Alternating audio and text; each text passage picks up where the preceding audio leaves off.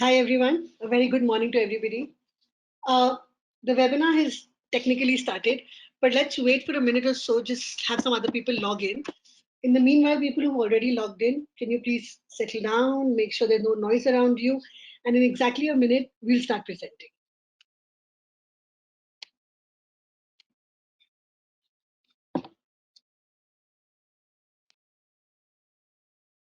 All right, welcome everyone to the first PG webinar for this season. This is titled Graduating Soon and What Can You Do Next?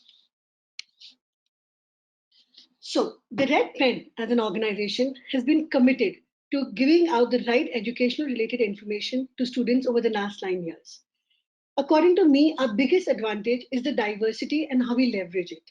Experts from all over the world and who studied all over the world and live all over the world get together and are able to give you the right information set so that you can make better educational choices.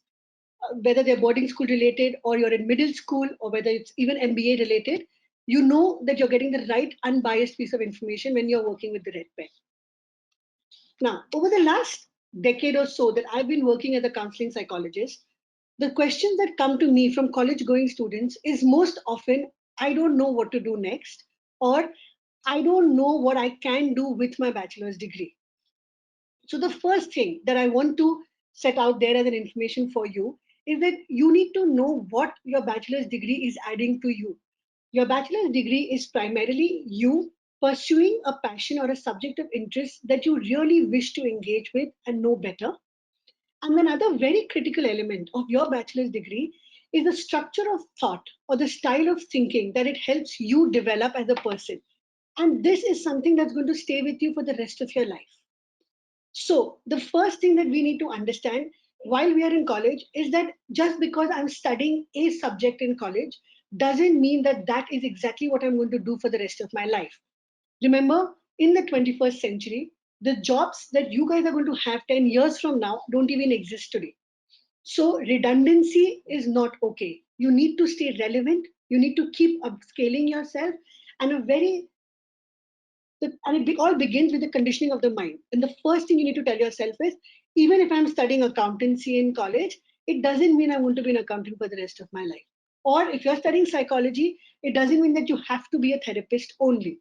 I saw the registration sheet that you guys filled out, and I see a lot of people here from, say, the physics background or a mathematics background. I see psychology background students who've logged on today. I also see students of fashion who've logged on, and this is a blanket piece of recommendation to all of you. Start with first thinking about yourself as being in phase one of the rest of your life, and it does not mean that this is going to be the only phase that you're going to have here on. So then, what is the next phase? The next phase is building hard skills. And that is what a master's education is going to bring for you. We are going to talk a little bit about the three various things that you can consider. And of course, these are very broadly divided into three areas.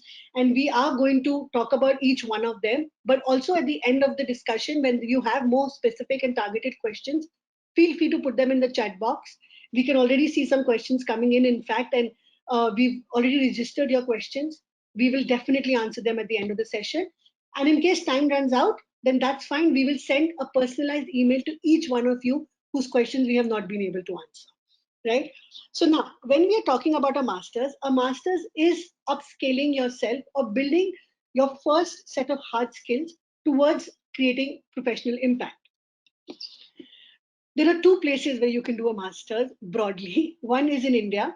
When you're looking at a master's in India, if it is a technical master's, so if you're a BTech student and you're looking at MTech or you want to do a medical or a physiotherapy master's, you're going to have to give entrance exams. But for most non-technical programs, there is no entrance exam. Typically, you will look at just your cutoff. So you got an 89% or 95%, you will be in list one or list two, and that's how it's going to roll. When we are looking at a master's in India, you have to keep 2 points primarily in mind. One, a lot of our conventional traditional master's programs are research centric.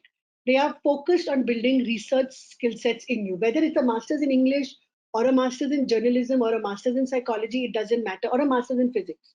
You're going to be focused on building research skill sets. Now, this is important, especially if you've got an undergrad in India, because a lot of us have never done research in undergrad level. So you do need the research skill sets. So then therefore a master's will be able to teach you that. It is also therefore used as a stepping stone for MPhil and PhD, which is why there is this myth in India that, oh, if I do a master's in physics, that means I just end up teaching or doing a PhD. That is the conventional way of thinking about it in India, but that's not necessarily true. It's because in our undergrad level, we don't really end up building hardcore research skills, is why we need to do our masters to be able to understand how to conduct research and become a subject matter expert in that area. Another key element that you have to keep in mind is that your institute will add credibility to your resume when you're looking for employment. So if you're doing a master's, say, in physics or biochemistry from IISER in India, versus doing it from a private institution in Noida that nobody's ever heard of, you know your recruiter is more aware of IISER and the caliber of research that is conducted there. So you getting a job in the pharma sector from there is more likely than from the private institute in Noida. When you're looking at doing a master's in social work from TISS, or say a psychology related master's from NIMHANS, or even an MTech from an IIT, what you're really adding to your resume is the credibility of the institute, because the recruiter is able to gauge with the name of the institute what your caliber is and what you're bringing into his workforce. So that becomes very critical in India. When we are looking at a master's in an international country, your academic cutoff, your percentage, your GPA is just one data point. So we call it data typically. So that's just one component of your application. 99.99% of international universities are more interested in who you are as a person and what you have to offer their campus than just the grades that you bring in.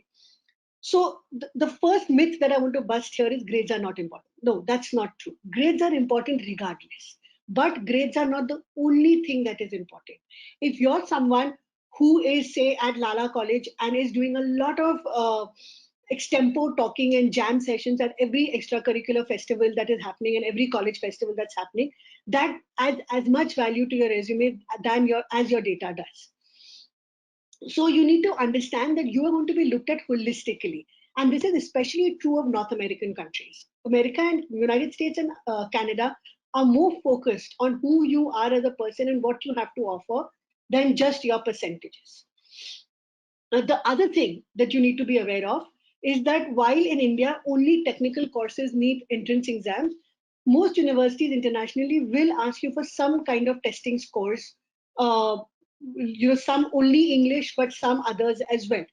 One, the reason is so that they can compare you on a uniform platform with every other student, whether domestic or international. So a lot of us may have heard of the GRE and the GMAT. And the GRE and GMAT are very popular in the United States. But over the last half a decade or so, universities in Europe, universities in UK, universities in Singapore, and even Australia have started using GMAT as their mandatory entry requirement for students coming from out of their country. So you must, when you're looking at your university or the country, be aware of what are the standardized tests that you will have to do and spend some time in planning it out. The third thing that one has to look at as an advantage of a master's from an international university is the diversity that you will add to your profile. Some of you who were logged in earlier will remember me saying that the biggest advantage that the Red Pen has to offer is the diversity we have in our experts, in their education and where they live. Now, imagine you being in a classroom with people from all over the world, thinking a certain way, and then somebody else thinking another way, and then approaching problems in various ways, and then kind of engaging with activities that are so different from what you would have ever thought of engaging in. All of that is going to really add value to who you are as a person. The biggest advantage, though, guys, of a master's from an international university is the option of interdisciplinary education. And this is something that I had actually spoken a little bit about earlier, but I'm going to go and elaborate upon here. These are some of the students that I worked with in this cycle. I worked with a bachelor's in journalism from Delhi University who's gone ahead and gotten an admit for a master's in education from Harvard nonetheless. I also worked with a BTech in mechanical engineering. He had no exposure to renewable energy in his curriculum from Mumbai University. He had one little awareness about what renewable energy was, and he was able to showcase with that, build his profile on that, and therefore get an admit to a master's in renewable energy in Europe and America and UK. We worked with bachelors of architecture students all the time who don't necessarily have to do a master's in architecture. They can do masters in design, masters in graphic, masters in innovative design, in interaction design, masters in design management. Start your creative entrepreneurship program if you're going to think of starting your own consulting or interior design firm. You could do a bachelor's in mathematics and thereby do a master's in data science. And this is specifically true of anybody who's studying a pure science and thinks that they missed out on really getting the six-figure salary because they didn't get an engineering degree. That's not the case. Remember, what you're studying as a pure science is the foundation or basis of every expert niche specialization that is out there to offer. So if you have a master's, a bachelor's in mathematics, bachelor's in physics, bachelor's in chemistry, you're going to be able to engage in certain online courses, build the right profile, and go ahead and do a niche specialization of data science, artificial intelligence. You could do it in machine learning specifically, you could do it in NLP, anything that you desire to. Very often, I work with bachelor's in commerce students who are looking at building their sensibilities with finance or financial engineering. And while most of us consider financial engineering only open to bachelor's of engineering students, that's not the case. At the Red Pen, we have done it again and again, where bachelor's in commerce students have been able to secure admission to excellent financial engineering programs. And the reason is because they're able to showcase their interest and commitment and passion for the field. So remember, a very key advantage of studying internationally is that you're going to be able to take your bachelor's education, but then add to it and then do a master's in something that you want to build as a professional life. So then the next question is, what are the components of my master's application? Well, we touched upon it very slightly back there 2, 3 slides ago. I'm going to spend a few more minutes and talking about it. The first thing we've all heard about is the statement of purpose, called mostly in North America, personal statement, typically what UK, Europe, and Singapore call it. This is a window to who you are, guys. The university is not really interviewing you. Even if the ones that they do interview you, they do it right at the end of the application cycle when they've pretty much made up their mind whether they want to give you an admit or not. So, how does the university know who you are? You're not submitting any certificates. You're not getting a chance to go stand on campus as an international student and present your marketing case to them. This, therefore, is the window, the words that you're going to present to them, showcasing to them who you are as a person, what are your beliefs, what are your values, what have been your experiences, and how have you leveraged those experiences to either fail better or be successful. So this becomes a very critical element of any application that you do outside of India. You have to submit a resume. For some of you who know what a resume looks like, great. For the others who don't, please at the end of this session, go on, Google some resumes for college students. Do not take your older brother who's got 3 years work experience's resume and start building that around yours. Don't take dad's resume and start building yours around that. You are a college student and your resume is going to look very different from someone who's got, say, more than 1 or 2 years of work experience. The another very key element you need to understand here is your resume cannot be more than one page. Let me just put a blanket statement out there. If you have work experience from 0 to 10 years, your resume is going to be one page. Anything over 10 years, consider 1.5 pages. So, what do you put in your one page resume? First of all, forget everything that you did from the minute you started first year of college.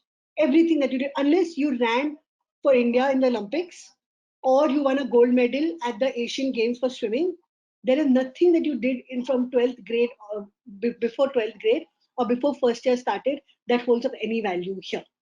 Anything that you pursued as an interest, as a hobby, as an extracurricular, as a subject engagement, as an online class, as an Olympiad, from first year onwards is what will take place in your resume. A lot of times when I speak to my applicants about this, they actually come back to me with half a page of a resume and say, well, ma'am, you've made us remove everything that we actually did in life. But the truth is that if you did cricket coaching and then you gave it up because 10th board happened or 12th board happened, it really doesn't hold place in your resume anymore. If you played the Harris Shield Cup in 10th grade and then you didn't do it for 12th and you didn't end up playing in the Ranji team, it's gone. It doesn't hold any place in your resume, right? So your resume has to be a one pager.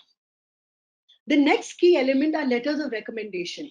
Now, if the statement of purpose is a window into who you are, then typically admission teams are going to look at your letters of recommendation as a door into your personality. So, because you are college students or because you've just freshly graduated, I know some of you are people who've just graduated. So, you need to understand that one academic recommendation is mandatory for you. Whether the institute tells you that or not, you have to submit one minimum academic recommendation.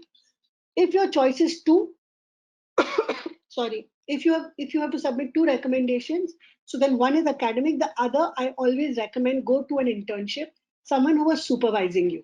Going to the CEO of KPMG because you were an associate intern in the tax team doesn't make sense because the CEO doesn't even know you. He's never probably even seen you on the floor. Versus going to that one senior associate who was supervising your work for a recommendation would make far more sense because the examples and stories that that supervising manager or supervising the person you were reporting to has to say about you will make a will allow the admission team entry into your personality far better than what the CEO will write, which will be very, very generic, right? So keep that in mind. The next thing would be your profile. Now, like I mentioned earlier, North America is very focused on your profile. They really want to see what you're doing besides academics for two reasons. One, to see whether when you say that you want to study data science or you want to study masters in geriatric therapy, are you really interested in it? And how do you know that you're interested in it? So have you pursued it outside of your classroom environment? Just because you studied it for 3 years, does it make you someone who knows exactly what they want to study? If you've not done any research work on AI, on artificial intelligence, you've not done an internship which is AI related, or you've not read any books on AI besides what was prescribed to you by the curriculum, are you really interested in AI therefore? So they want to know what is your subject level engagement. The other thing that they definitely want to know about you is, will you be able to add value to their campus?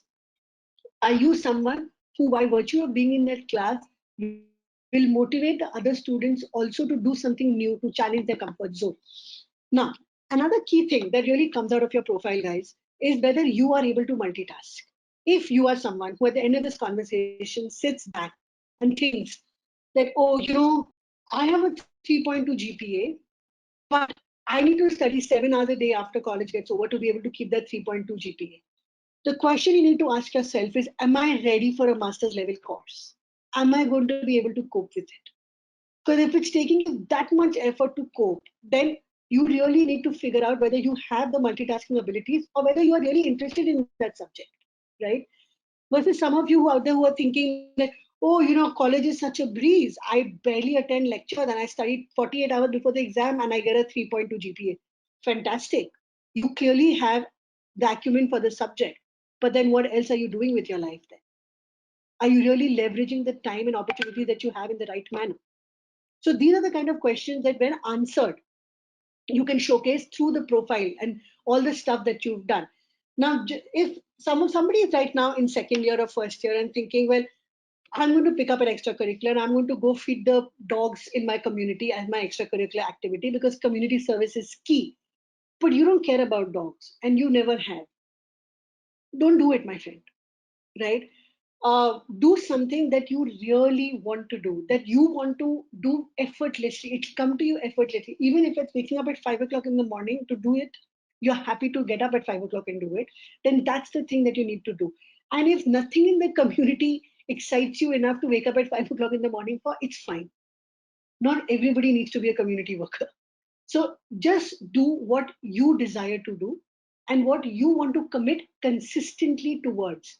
For all of those of you who've logged in who are in first year, you can actually leverage the next 24 months into building such a solid profile by consistently engaging with activities that you desire to do.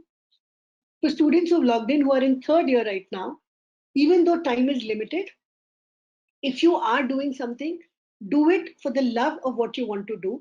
And it doesn't have to be an activity that is completed. When I say research work, if you kickstart research now in July when college reopens, And by December, when you're submitting your application, you haven't even completed your research. Only your abstract or your proposal is ready. It's fine. The fact is that they have the admission team can see that you've actually gone ahead and initiated something, and that's more important.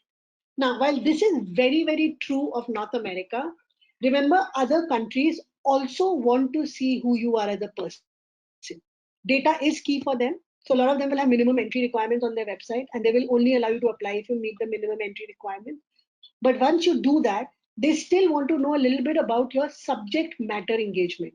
So if you say, I want to study computer science, but you haven't done anything outside of the classroom in computer science, it's going to be difficult for you to convince the team about your short-term goals. Right. Like I mentioned, any questions that you guys have, we will definitely take them at the end of the session. Now, this is one more question that I keep getting from students, and I want to just clear it once and for all. Here are the countries that are going to be okay with a 3-year undergraduate degree like we offer in India. And here are the countries that need a 4th year. Now, very often from America, you will hear that they need a equivalent to their 4-year bachelor's. Most of our Bombay University, Delhi University programs do not qualify for that.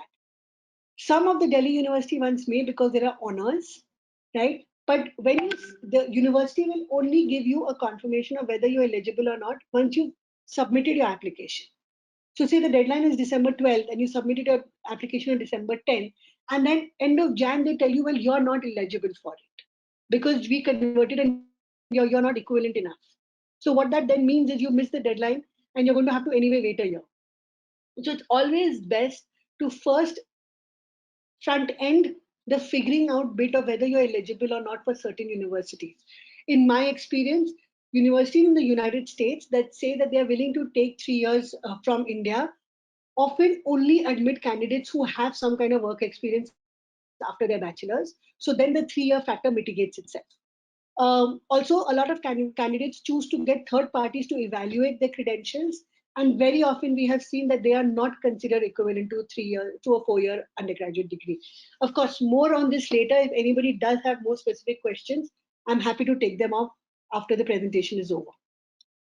So then, what can you do as a 16th year? Because you need it for a North American application. 85% of the students that I work with do a postgraduate diploma. Some choose to enroll for a master's and then quit after 1 year or 2 years. But a lot of them now take up postgraduate diplomas that are available widely all over the country, right? You could do a master's you could go to Mumbai University and do a PG diploma in the statistics department. You could also go to NMIMS and do 1-year diploma in finance that they have. You could go anywhere and ask any institute, accredited institute that offers an AICTE accredited postgraduate diploma, and you can enroll for that. And in that 1 year, also prepare for your standardized tests and be able to make a very good application to an international university. Another option to consider are fellowships. Now, some of these fellowships that are offered in India, especially the one by like Ashoka University, and then there's also one which is the Gandhi Fellow. These are the kind of fellowships that are super credible and they will really add value to who you are as a person. And when you do these for an international application, remember they need to be full time, because if they are not full time, then they are not going to get you the right 16th year accreditation that you need. However, if you are someone who does not want to do a master's and just wants to be job ready enough in a year's time to be able to enter the workforce, consider taking a postgraduate diploma which makes you job ready. Not something that is easily available to you because it's in the locality or it's a private institute and the institute is very swanky looking and I'm just going to go ahead and do it. Don't do that. What most of us don't know is that all the MBAs offered by the IIMs are not actually MBAs that the world considers an MBA. These are postgraduate diplomas. But the reason why they are so credible is because they hold good repute in the industry. If you go to Sophia Polytech at Pedder Road and you do a master's in communication, a PG diploma in mass communication there, that program holds a good repute in the industry. So then it doesn't matter that it's one, a diploma, second, it's only for a year. The idea is it's going to give you the right connect and network into the industry to make you employable. So make sure that you do a lot of research before you commit to a postgraduate diploma, whether for a 16th year or to make you job ready. Now, What is an MBA?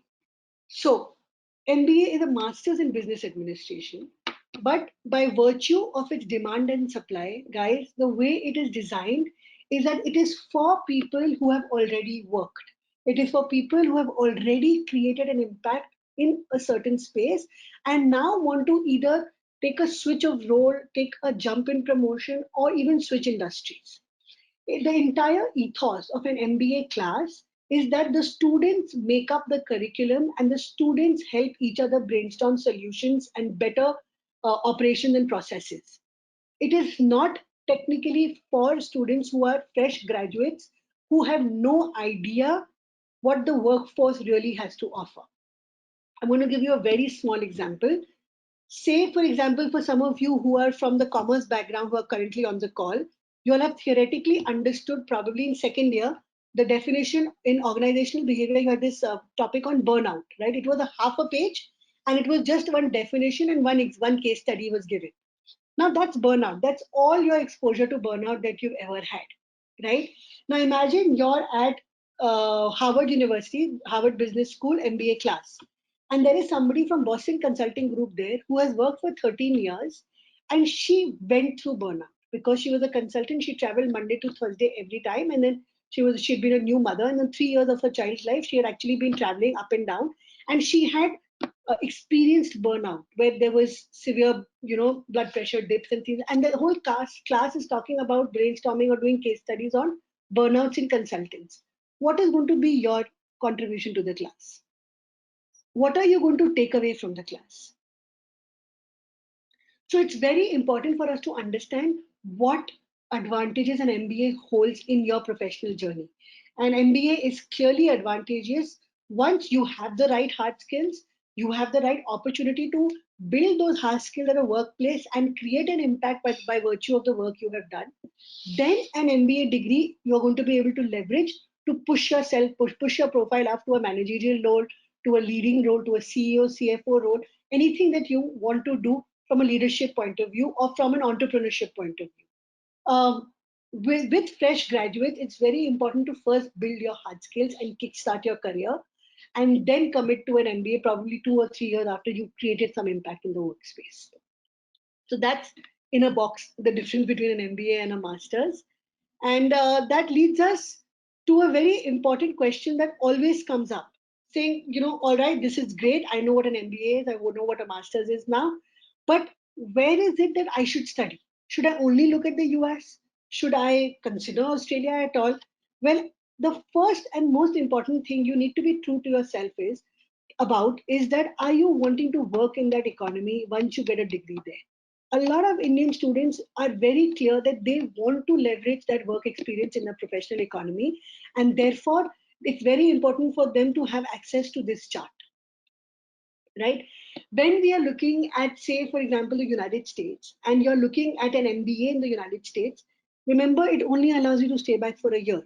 So that guy, your neighbor who's doing a master's in computer science at Columbia versus you who's doing an MBA from Duke University, that guy might be allowed to stay back longer, even though he's doing a master's fresh out of college, is because his program has a STEM designation.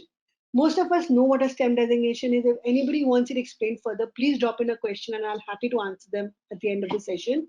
But you need to understand what you're committing to.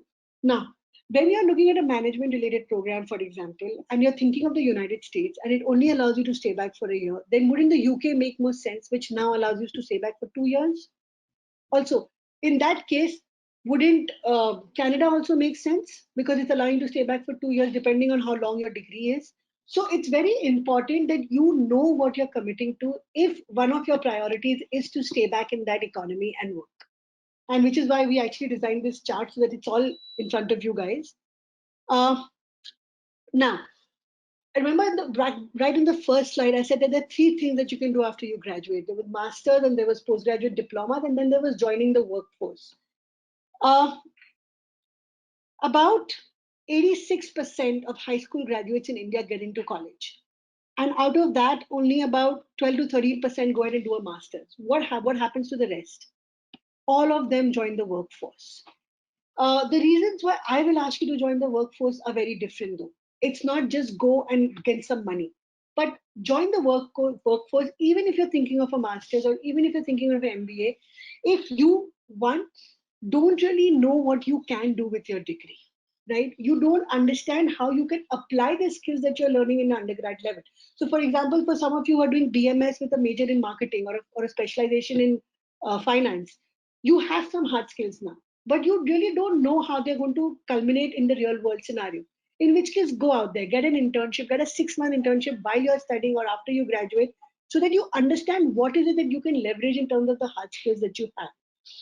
Another key element of joining the workforce immediately after a bachelor's for a year or 2 years is to gauge your intrinsic motivation towards that subject. I love psychology. I might be great at psychology, but if I have to get up every morning and go to an NGO and deal with emotionally abused children, I might not really enjoy it after 3 months. Right? So, all the theoretical love that I had for the subject kind of decimates itself when I talk about doing it every day, day to day for the next few months of my life. So that's what it helps you also understand whether you really like engaging in what you think you wish to engage in. Finally, nobody works in isolation. When you do commit to a profile, an internship, or an analyst or an associate, junior associate role, you're not working in isolation. You are working with people who have various roles, various other responsibilities, and organically you're able to connect with some roles and responsibilities better, or also able to gauge yours versus them and decide whether it really works for you or it doesn't work for you. So it's very important to be in the workforce, whether while you're studying, some of you who are in first year, second year, when once this whole situation eases out and you're sick and tired of sitting at home and watching Netflix, get out there, get some kind of a job opportunity, an internship opportunity, or a research opportunity, and engage with your subject matter better. So that by the time you reach third year, you have a lot more clarity. For students who are in the third year and not wishing to study a master's, go ahead and work, but work for the right reason so you're able to make certain decisions about who you are and what you have to offer. All right. So this brings us to the end of the session. I'm extremely happy to answer any questions that anybody may have at this point. Please drop in your questions and then we will answer them one by one.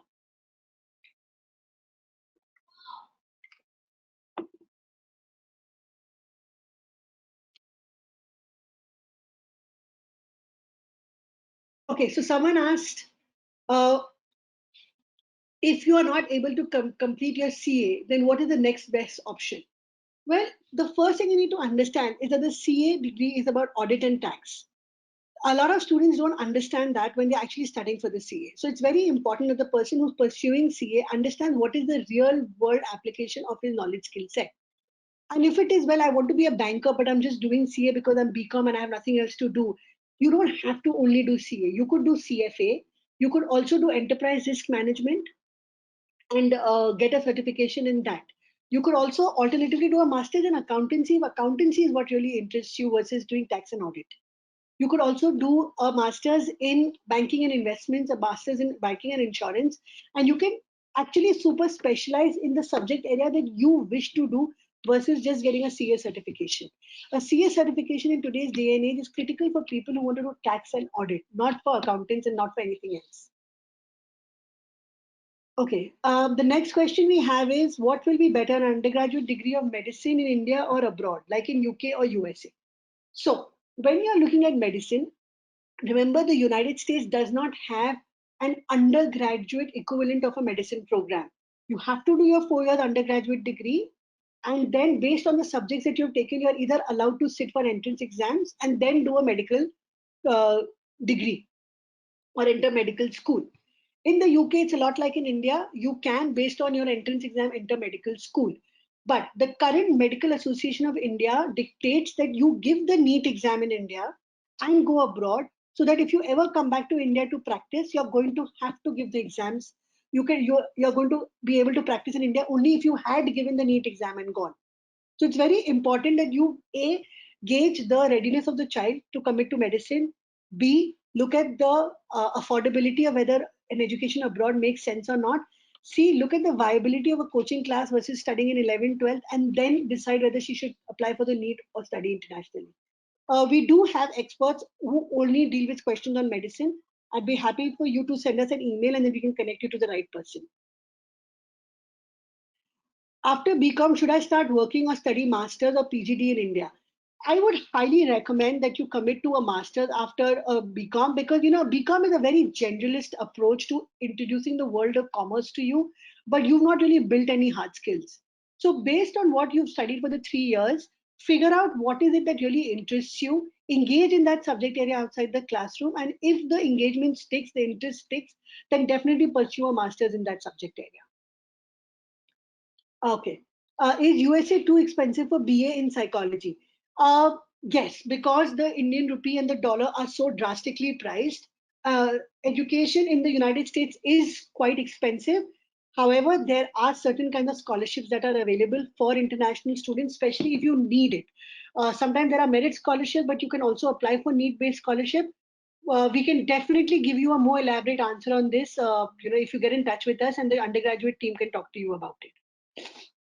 Okay, masters in India or masters in abroad? What is best? Depends on your subject. If you want to do a master's in Ayurveda, please do it in India. So, or if you are looking at doing a master's in computer science and you get an IIT admit, it wouldn't be a bad idea at all. However, if you're looking at a master's in psychology, I don't think we are maybe even like 15 years close to what the Western countries are doing in terms of their psychology research and therapy advancements and stuff like that. So it really depends on which subject area. Happy to take that question offline if you can send us an email and then we can answer it further for you. Should I go for B.Ed or master's after graduation if I want to teach English and already have a 3 years experience? So here's what you need to do if you want to teach. If you are very clear, you only want to teach till school level in India, then you can just do a B.Ed and you're done. However, if you want to open the doors to yourself for international schools or for college level education, you will need a master's, because without a master's in English, you cannot sit for the NET-SET exams. And unless you give the NET-SET exam, no college will put you on the UGC commission pay scale to be able to make good money. So you might as well do a master's in English, do continue working part time while you're doing that, give the NET-SET exam, and then even when you're applying to international schools to start to kind of teach there, you still have leverage over every other Indian who just has a B.Ed. We're all aware about the restricted stay back time in US and tough legislation procedures. Still, would you advise an MBA in the US considering you have plans to settle in the US? So here's the thing. If you plan and it is one of your top 3 priorities to work in that economy and you're applying for an MBA, chances are you already have some solid work experience on your resume. That is what you have to leverage along with a phenomenal GPA in the B school to be able to get a recruiter to hire you. When you look at the top few B schools in America, it's not like getting recruitment from there is a problem, because they know the caliber of students that are coming out vetted by these schools.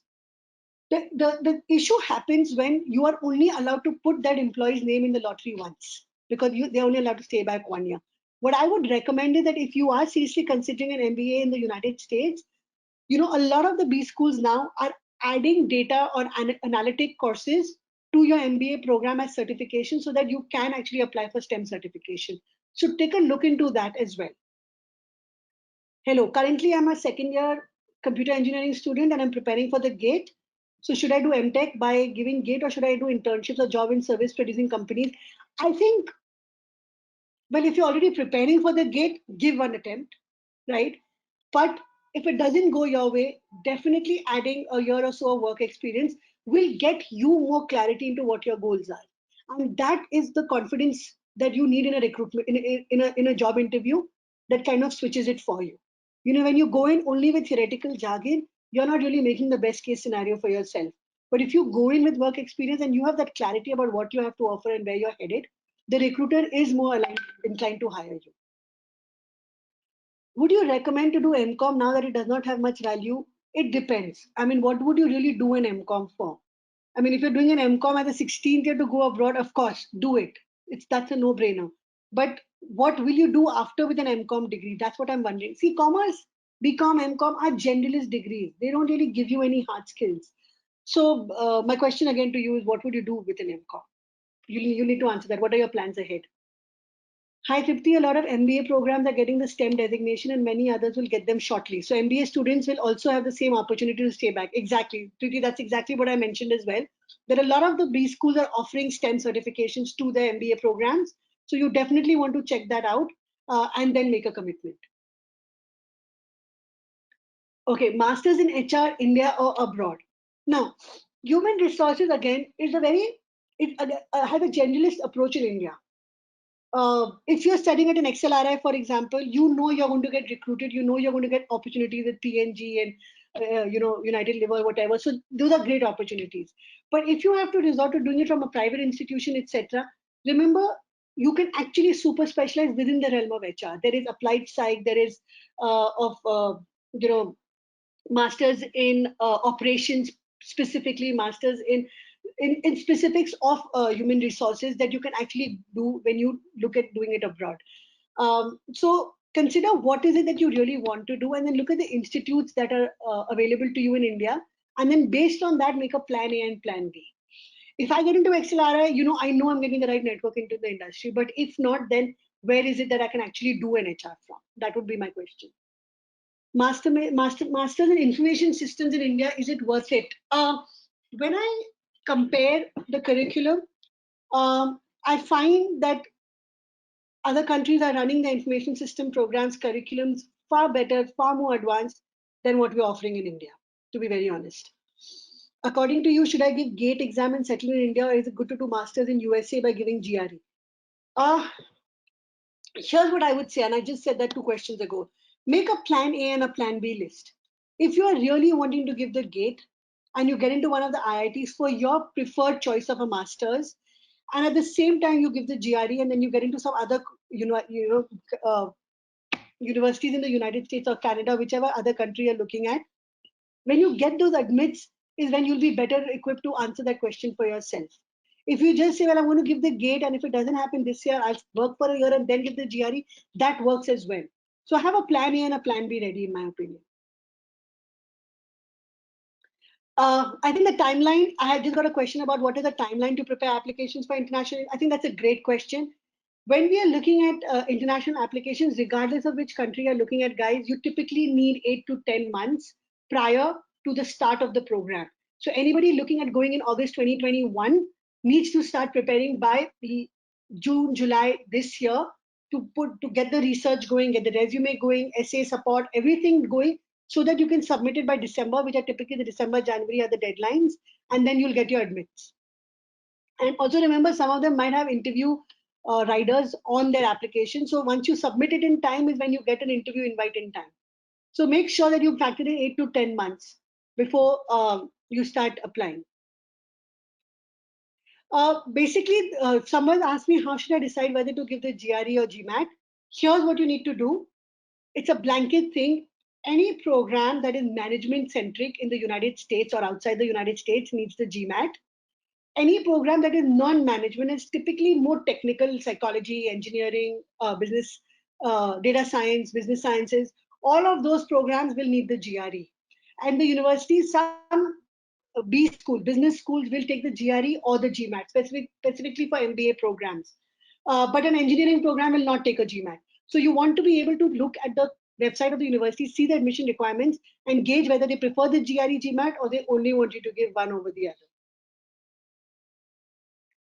other. Which are the good Indian colleges to consider for a master's? That would entirely depend on what subject area you have chosen.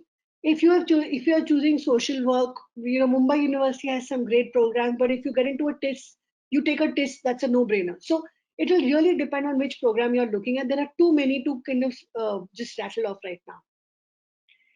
Where can I get a scholarship if I want to study abroad? Well, if you're looking at studying abroad and getting a scholarship, you need to understand that every country has a different take on it.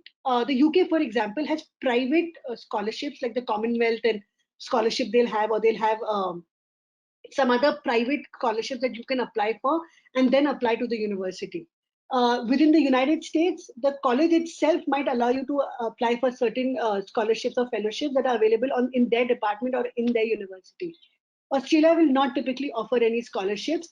Once they've given you admission, and if you are eligible for an internal scholarship, they will share the links with you. So each country deals with it differently. On that note, I also want to talk about Germany. Uh, a lot of us think that education in Germany is free. That's partly true.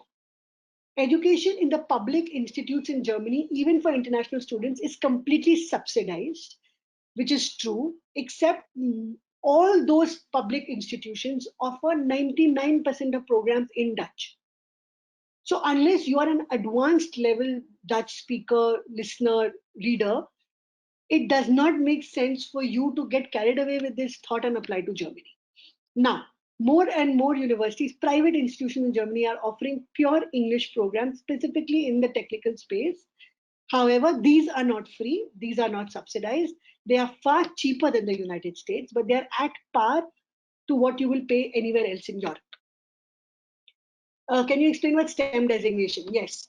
So the United States has taken a group of subjects and said, okay, these are science, technology, engineering, and mathematics designated subjects.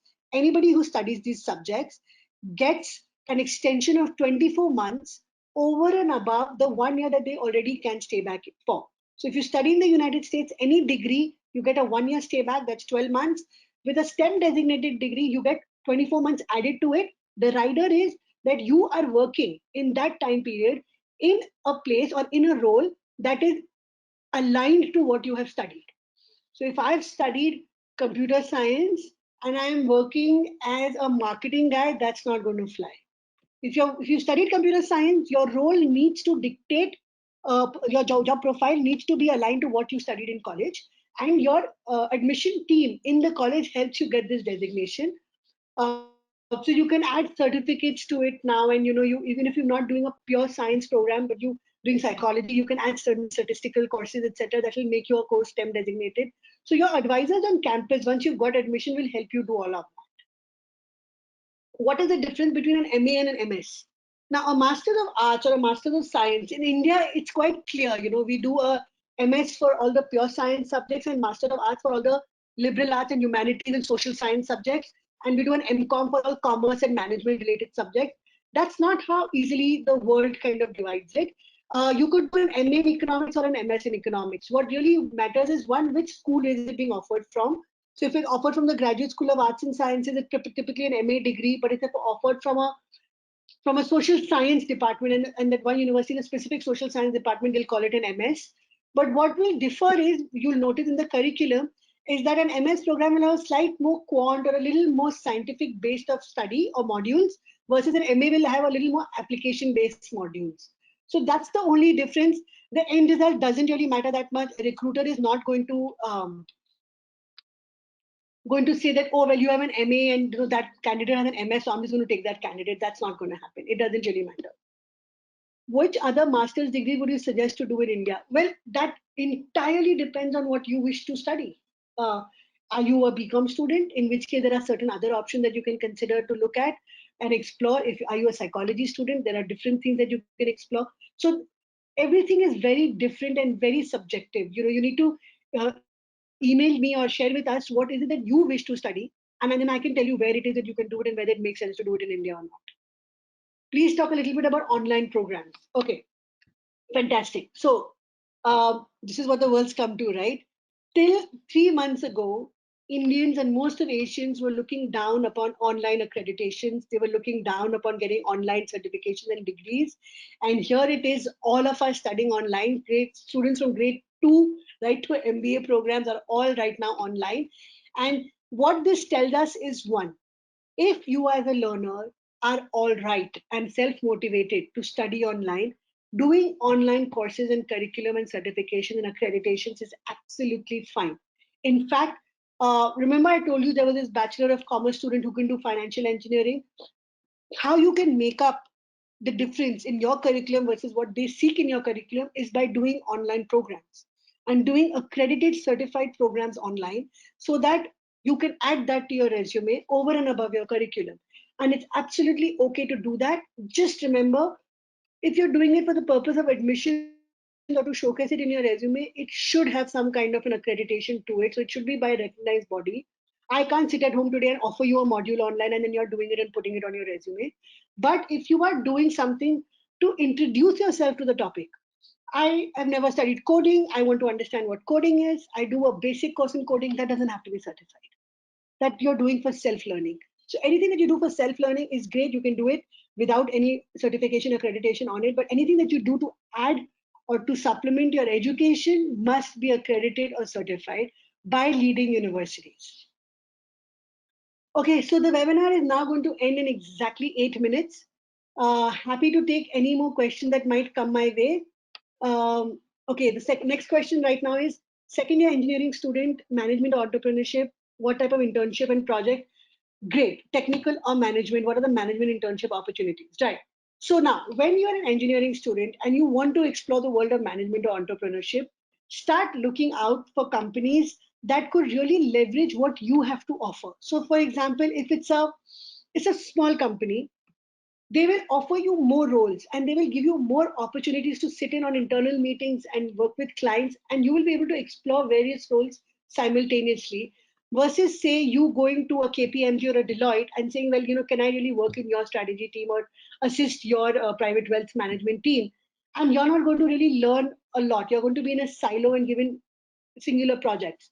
So when you are as an engineering student looking at exploring management and entrepreneurship, look at small companies, look at startups preferably, because startup will really not give you a defined role. They will see what you can do and teach you as they go along, and that will be a really good learning for you. Should I start working after BCom and then apply for masters? I personally would highly recommend it, because unless you have a very robust profile while you were doing your BCom, you did all the college festival circuits, you did ASAC, you also went ahead and did an MUN for in Kashmir, and or you put up an art show somewhere. You've really gone out of your comfort zone while you were studying your BCom. I would recommend that you work for a year and spend that year to do your standardized tests and also build a very solid application story. If you want to make a career in event management, what are the options I have after a diploma course and a few internships? So, I think Bombay has a proper diploma institute, NIEM, and it's a great institute, very reputed with the industry. Another thing that you could do a master's in event or in the hospitality space from, say, an Australian university or anywhere else where hospitality, like Switzerland, is really big, because that really helps you understand how to service clients of that caliber.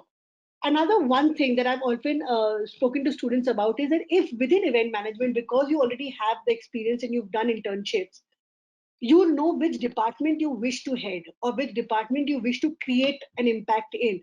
You can go ahead and do a master's in that and then enter the industry.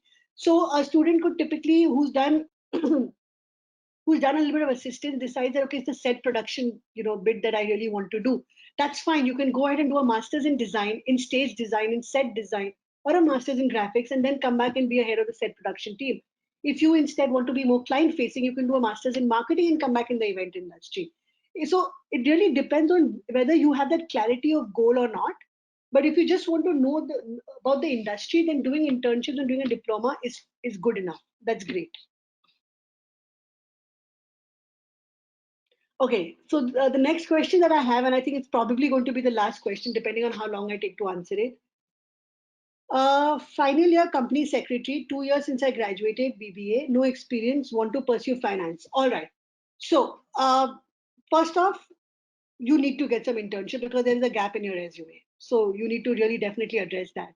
But what you can also do after that is that you can apply for masters in finance, and I think there are some private institutes in India that offer postgraduate diplomas in finance.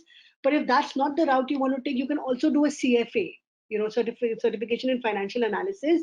Or there is also an institute in India which offers enterprise risk management. If you just Google Enterprise Risk Management Institute Mumbai, you'll probably get it, and they offer you a certification from the United Kingdom to be an enterprise risk manager.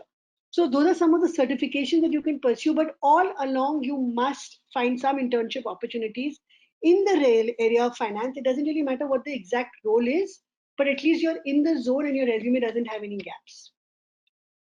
If so, there's somebody from commerce background who's asking about a master's in career counseling. Unfortunately, my friend, any counseling masters in India would need you to do an undergraduate in all 6 papers of psychology. So, but what I would recommend to you is that if you have a commerce background and you're really interested in counseling, do some certification programs or diploma programs. I think Prafulta in Mumbai offers it. Also, TISS offers it. Tata Institute offers this 1 year diploma in I think career counseling or whatever. And you can do that. And then while you're doing that, use that as your 16th year. but also at the same time start interning with NGOs and other community places where you can do counseling. I mean, right now it's you can actually leverage what you have right now as an opportunity, do some online modules, and then build on internship experience with that, and then apply internationally for masters in counseling. And any university will be happy to look at you from any country. After completing graduation in computer engineering, is it good to do masters in or in MBA?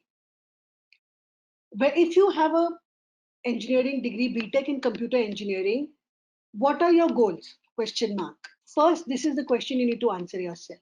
If your goals are more hard skill oriented, where you really want to engage with computer engineering further, please do a master's in computer sciences or computer engineering or industrial engineering or engineering management, right? But if your goals are management focused, then please go get a job, work for 3 years, create impact. Make sure that whatever work you do is related to the goals that you wish to pursue after an MBA. Then consider an MBA. So that's a very generic response, that you must be clear about what is it that you wish to achieve in your short-term goals, and then commit to a master's in that specific subject area. Now, nobody is going to hold that against you. Nobody, once you're in college, is going to say, "Arey, you said you want to do, you want to work with KPMG tax audit team. Now you cannot go join Ernst and Young as a consultant." Nobody's going to say that to you, right? Nobody's going to hold you liable for what you envisage your goals to be, because everybody understands that goals change organically. One evolves as a person, one's interests evolves, and one's skills evolve. But if you have clarity today about what your short term goals are, you are going to realize that you're more committed, you're more focused, and your drive is much higher to go out there and do well in your masters. So it's very important that you be clear about what is it that you're setting out to achieve, so that you're able to commit to a master that aligns with that. For anybody who still further needs help in figuring out what they want to do, at the Red Pen, we offer counseling sessions for, like I said, middle school students, high school students, students in college like yourselves who are unclear about what they want to do, people with work ex or considering an MBA. We do counseling across the board.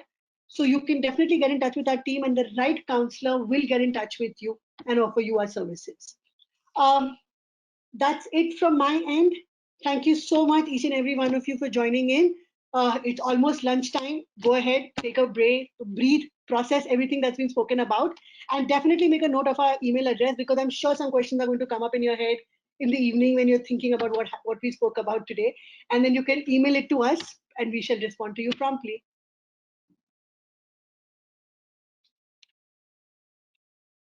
All right, that's it from my end. Thank you, guys.